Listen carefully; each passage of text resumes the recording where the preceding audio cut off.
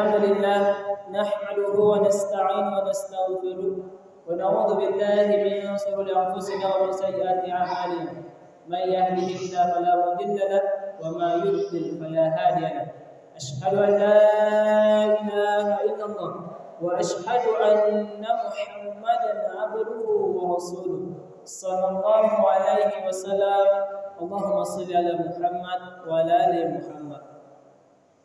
Bersyukur kita kepada Allah Subhanahu wa taala pada malam hari ini Allah masih memberikan kita nikmat sehingga kita dapat melaksanakan salat Isya secara berjamaah, dilanjutkan dengan tausiah dan terakhir ditutup dengan salat tarawih dan salat witir secara berjamaah. Dan bersalawat kita kepada Nabi Muhammad sallallahu alaihi wasallam. Allahumma shalli ala Muhammad wa ala ali Muhammad. Sebelumnya, bapak-bapak, ibu-ibu, anak-anak kami, sebenarnya yang akan tausiah pada malam hari ini yaitunya Abu Ibrahim. Dikarenakan beliau sedang sakit, mudah-mudahan secepatnya Allah sembuhkan penyakit beliau dan bisa beraktivitas seperti semula. Amin ya rabbal alamin. Dan perkenalkan nama saya atau nama kami yaitunya Zikrullah Abu Qasim. Kami berasal dari asal tempat yaitunya Pekarapaan, tapi tinggal sekarang di Tambagu, terletak Padang Kampung, Kota Nanggala. Alhamdulillah memiliki istri satu dan alhamdulillah memiliki anak satu. Bapak-bapak, ibu-ibu yang kami muliakan dan anak-anak kami yang kami cintai, tidak sangka kita sekarang telah masuk Ramadan yang ke-29. 28, ada yang 28, ada yang 29. Masya Allah, tak lama lagi Ramadan akan meninggalkan kita. Bulan Ramadan ini adalah bulan yang mana sangat dirindu-rindukan, sangat dinanti-nantikan kedatangannya. Dan ketika kita telah datang di penghujung Ramadan ini, terasa bagi kita merasa kehilangan kita Ramadan ini. Kenapa? Orang sahabat-sahabat tabi'in jauh-jauh hari mereka mengatakan, ya Allah, sampaikan kami di bulan Ramadan. Begitu Ramadan ini sangat dirindu-rindukan. Setelah mereka masuk di bulan Ramadan, mereka berdoa, ya Allah, terimalah apa yang maksud terimalah pahala kami dan ampunkanlah dosa-dosa kami di selepas bulan Ramadan. Begitulah cintanya sahabat-sahabat dan tabi'in dengan bulan Ramadan.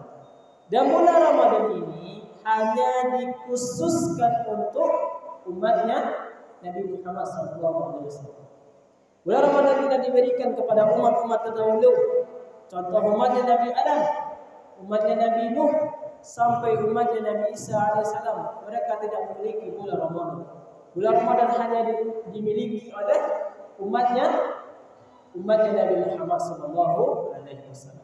Maka yang insyaAllah ta'ala nanti umat yang akan pertama sekali masuk surga adalah umatnya Nabi Muhammad SAW. Baiklah bapak-bapak, ibu-ibu, judul tausiah kita pada malam hari ini yaitunya apapun berkenaan dengan Al-Quran, semuanya pasti mulia. Al-Quran itu adalah kalimat Allah, perkataan Allah, dan semua yang ada dalam Al-Quran ini telah sempurna. Telah sempurna. Dan apa saja yang bersangkutan dengan Al-Quran itu pasti akan mulia. Salah satunya contoh yang pertama yaitu malaikat Jibril alaihissalam. Semua malaikat memiliki kemuliaan. Semua malaikat mulia.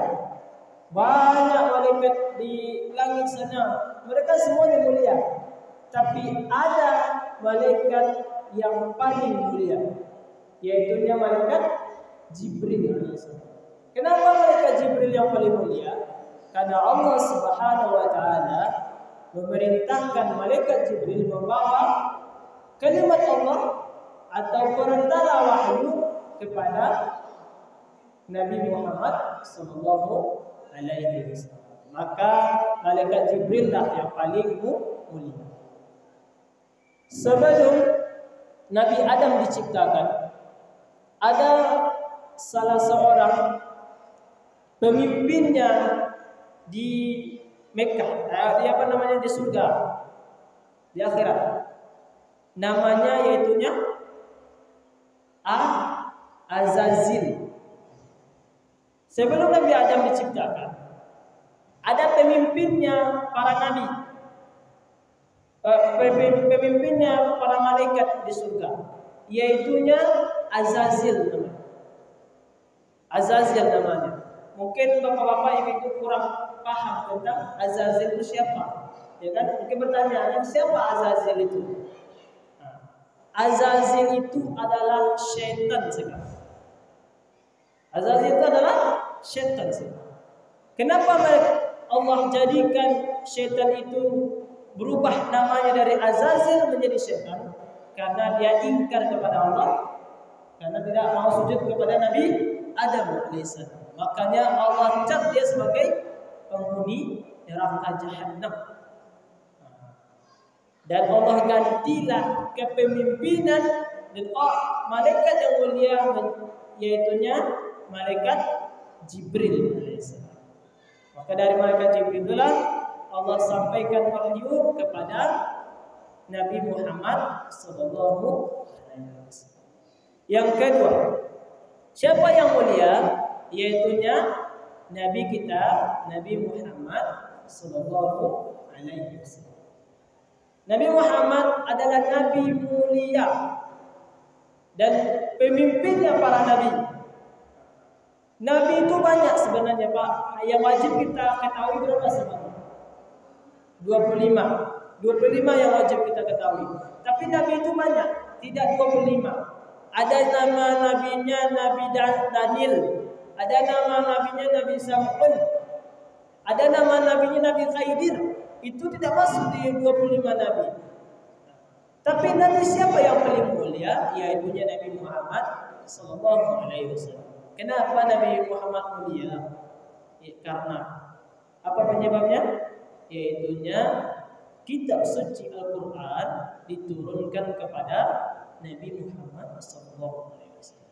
Makanya beliau menjadi manusia ataupun nabi dan rasul yang paling. Dan Nabi Musa alaihissalam ketika itu beliau mengatakan kepada Allah, ya Allah, masukkan umat saya yang lebih dahulu. Apa kata Allah? Tidak. Umatmu tidak akan masuk terlebih dahulu. Umat yang akan masuk pertama sekali adalah umatnya Nabi Muhammad sallallahu alaihi wasallam. Dan apa kata Musa? Sekiranya saya hidup pada masanya Nabi Muhammad sallallahu alaihi wasallam, maka beruntunglah saya. Maka kepada bapak-bapak, ibu-ibu, anak-anak kami sekalian, beruntunglah kita menjadinya umatnya Nabi Muhammad sallallahu alaihi wasallam. Yang pertama, apa keuntungannya? Yaitunya kita masuk surga pertama sekali, barulah umat-umat yang selanjutnya. Umatnya Nabi Muhammad ini kalau istiqomah kita, insyaallah akan masuk surga. Dan ketika itu Rasulullah sallallahu alaihi wasallam bercerita dengan sahabatnya. Apa kata Rasulullah? Wahai sahabatku, aku sedang merindukan saudaraku. Ditanya oleh sahabat, ya Rasulullah, bukankah kami ini saudaramu? Apa kata Rasulullah? La, tidak. Engkau itu ashabi. Kalau itu adalah sahabatku. Ditanya oleh sahabat, ya Rasulullah, siapa saudaramu itu? Dan Rasulullah menjawab, saudaramu itu adalah orang yang tak pernah melihatku dan dia beriman kepadaku, yaitunya umatnya Nabi Muhammad sallallahu alaihi wasallam sampai sekarang. Itulah yang paling dirindukan oleh Nabi Muhammad sallallahu alaihi wasallam. Maka beruntunglah kita menjadi umatnya Nabi Muhammad sallallahu alaihi wasallam. Juga Rasulullah, setiap Nabi dan Rasul memiliki doa yang sangat mustajab. Semua Nabi dan Rasul telah memakai doa tersebut, tapi hanya Nabi Muhammad SAW tidak memakai doa tersebut. Kenapa? Gunanya doa tersebut di akhirat kelak untuk siapa? Untuk umatnya nanti. Maka beruntunglah kita menjadi umatnya Nabi. Yang ketiga, apalagi yang paling mulia? Bulan yang paling mulia, iaitunya bulan Ramadan. Kenapa bulan Ramadan yang paling mulia? Sedangkan ada namanya bulan Sya'ban, sudah itu Syawal, sudah itu Zulhijjah, dan banyak lagi bulan-bulan yang lain. Kenapa bulan Ramadan yang paling mulia? Apa alasannya bulan Ramadan mulia? Karena bulan Ramadan diturunkannya Al-Quran. Ramadan Allah berikan karena Allah sayang kepada umatnya, karena Allah sayang kepada umatnya Nabi Muhammad SAW. Maka ketika Ramadan datang, Allah turunkanlah Al-Quran ketika itu. Makanya bulan Ramadan ini adalah bulan yang paling mulia. Semua dilipat gandakan. Solat sunat kita 2 rakaat sama dengan mengerjakan solat wajib. Berinfak kita, maka jauh pahalanya di luar Ramadan. Apalagi zakat kita, peduli kepada anak yatim, cinta kepada anak-anak. Jangan cinta kepada anak-anak, anak kau dah sembahyang tu, kau dah sayang guna, jangan asal anak kau ni, itu tidak cinta namanya. Kalau kita cinta kepada anak, bilang sama anak, nak sembahyang. Maka Rasulullah mengatakan, pukullah anakmu ketika umur 7 atau 10 tahun kalau dia tidak mau salat. Karena itu pentingnya salat. Maka perbanyaklah salat di bulan Ramadan, apalagi di akhir-akhir bulan Ramadan. Selanjutnya yang keempat, ada satu malam yang lebih baik dari 1000 bulan, iaitunya malam Lailatul Qadar. Yang keempat iaitunya malam Lailatul Qadar. Malam Lailatul Qadar adalah malam yang lebih dari 1000 bulan. Ibu-ibu, apa 1000 bulan itu berapa tahun? Berapa tahun? Kalau hitung-hitung 83 tahun. Ada apa ibu-ibu umur 83 tahun? Alhamdulillah. Apa berapa orang? 59. Tapi kenapa umat kita yang masuk pertama, umatnya Nabi Muhammad masuk pertama? Sedangkan umur kita ini, kata Rasulullah, umur umatku itu adalah 60 sampai 70 tahun. Kenapa kita yang masuk pertama sekali? Sedangkan umatnya Nabi Nuh alaihissalam ada yang 200 tahun. Kenapa tidak mereka yang masuk pertama sekali? Atau kenapa bukan Nabi Adam alaihissalam? Karena dia diciptakan pertama sekali. Kenapa bukan dia yang masuk pertama sekali dalam surga? Apa alasannya? Karena ini adanya bulan Ramadan dan adanya malam Lailatul Qadar. Malam Lailatul Qadar itu 83 tahun. Contoh ibu hidup kini berapa tahun? Ada 69 tahun. Kalau 59 tahun. Kalau total contoh 50 tahun dia awak termasuk 50 tahun kali 1000 tahun. 1000 bulan. Berapa? Kalau berapa tahun lo dapat malam Lailatul Qadar. Contoh dapat 50 tahun. Berapa tahun lo akan mendapatkan pahala, iaitu lebih 1000. Lebih 1000 tahun kita mendapatkan pahala. Maka wajar saja kita umatnya Nabi Muhammad SAW ini masuk ke dalam surganya Allah Subhanahu Wa Taala. Makanya Nabi Musa, ya Allah, jadikan kalau saya hidup pada masa itu, saya akan beruntung menjadi umatnya Nabi Muhammad SAW. Terkadang kita lalai di situ. Ujian itu semakin hari semakin murid. Sama aja Ramadan kan, Ramadan pertama penuh, ya kan? Penuh. Tak bisa lah sedikit awak untuk solat. Setelah itu 10 malam berikutnya, tak ponik lah, habis sibuk lah. Masuk 10 malam terakhir, beli kue lah, beli baju lah. Sudah itu cat rumah lah. Bagailah untuk persiapan Idul Adha. Sebenarnya salah. Kenapa salah? Seharusnya akhir-akhir Ramadan itu kita tingkatkan ibadah. Kenapa? 10 malam terakhir kata Rasulullah, disitulah malam Lailatul Qadar. 10 malam terakhir itulah ada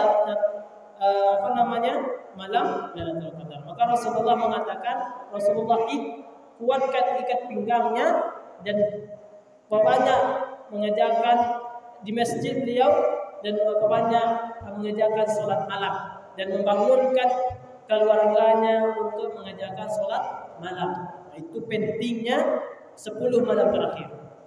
Apa gunanya? Apa targetnya Rasulullah seperti itu? Yaitu mendapatkan malam Lailatul Qadar. Itulah 10 malam terakhir itulah malam Lailatul Qadar.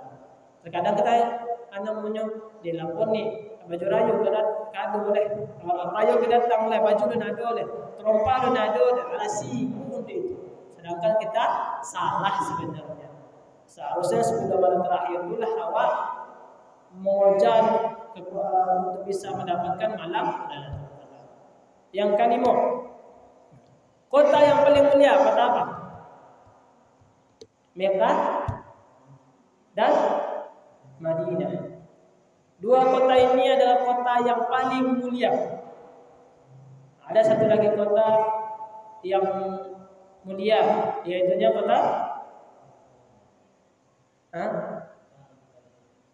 Al-Aqsa, di Masjid Al-Aqsa. Ada 3 masjid yang mulia. Yang pertama Masjid Nabawi, yang kedua Masjid Haram, yang ketiga Masjid Al-Aqsa. Tapi kota yang mulia itu hanya 2, yaitu Mekah dan Madinah. Apa alasannya? Yaitunya Al-Quran diturunkan di kota Mekah dan Madinah.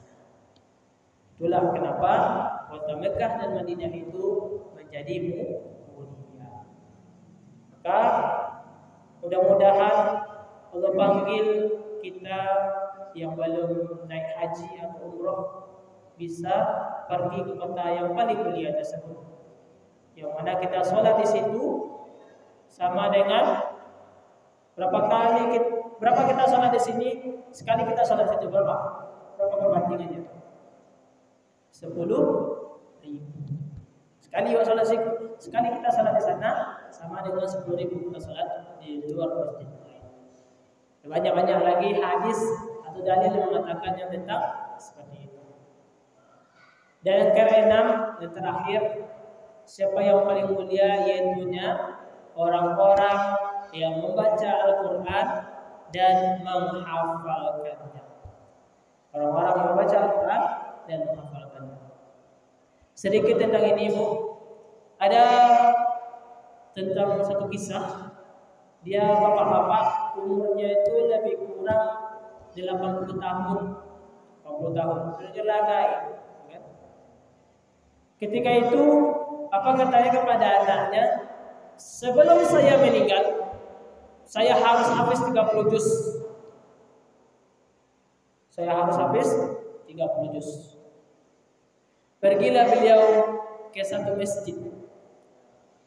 Memondoklah bahasa awamnya, mondok beliau di situ selama setahun. Anak-anak kawannya di situ anak-anak, umurnya 10 tahun lah, 15 tahun, di golak-golak anak-anak. Kalau gaib mengaju menghafal Quran lepak itu ada pak leh, itulah bahasa kasarnya. Tapi beliau tidak mendoakan kecil anak-anak itu, tapi istiqomah cukup. Alhamdulillah setahun setelah itu beliau hafiz Quran dan pulang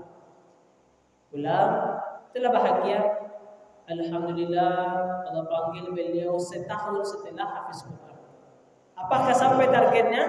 Sampai. Dan ketika beliau dimandikan harum seharum. Itunya kenapa orang yang bersama Al-Quran itu pasti mulia.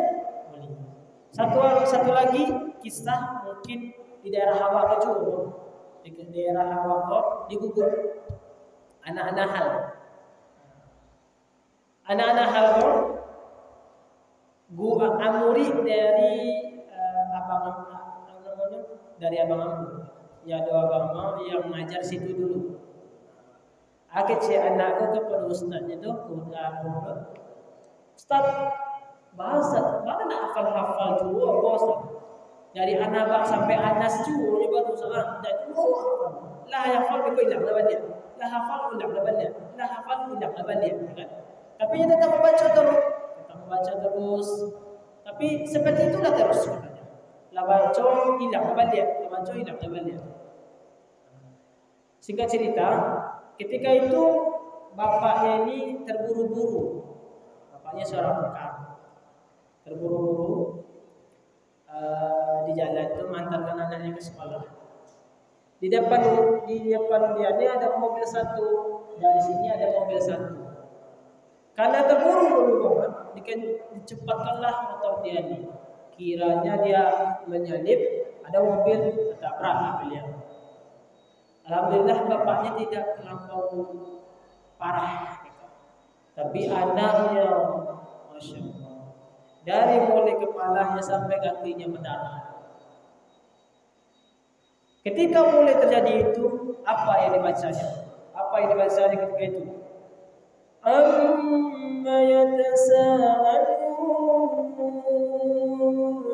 'anil naba'il 'azim alladzi hum fihi mukhtalifun. Diangkat oleh ibu, oleh warga ke atas mobil, tetap dia membaca itu. Sampai ke rumah sakit, ayah ibu tidak sanggup mereka mengapakan anak ini karena terlalu parah. Dioperlah ke Bukit Tinggi. Dia Bukit Tinggi, beliau masih membaca.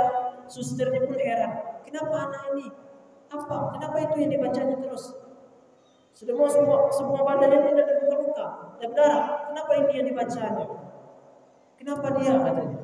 Diheran-heranlah susternya ini. Dan singkat cerita, ketika surah An-Nas, Bismillahirrahmanirrahim, Qul a'udzu birabbin nas, malikin nas, ilahin nas, min syarril waswasil khannas, alladzi yuwaswisu fi sudurin nas, minal jinnati wan nas. Langsung beliau meninggal. Dunia. Ketika itu kan darah banyak, hilang, bau hamis bertukar menjadi wangi sewangi-wanginya sekarang. Diangkat seringan-ringannya. Ketika masuk ke dalam kubur masih wangi sewangi-wanginya. Pergi orang masih wangi sewangi-wanginya. Akibat apa? Akibat hanya mau membaca dan ingin menghafal dari surah An-Naba sampai An-Nas. Apa pelajarannya di sini? Yaitunya utamakanlah kita bersama Al-Quran. Meskipun kita tidak hafal juga, usahakan kita membacanya terus-menerus. Karena insya Allah Al-Quran ini akan menjadi pengobat kita dan akan menjadi syafaat kita di akhirat kelak. Alhamdulillahirabbil alamin. Mungkin itu yang dapat saya sampaikan. Kalau salah dan janggal saya mohon maaf. Kebenaran dari Allah Subhanahu wa taala dan kesalahan dari saya pribadi.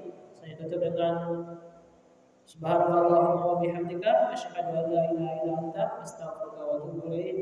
Alhamdulillahirabbil alamin. Assalamualaikum warahmatullahi wabarakatuh.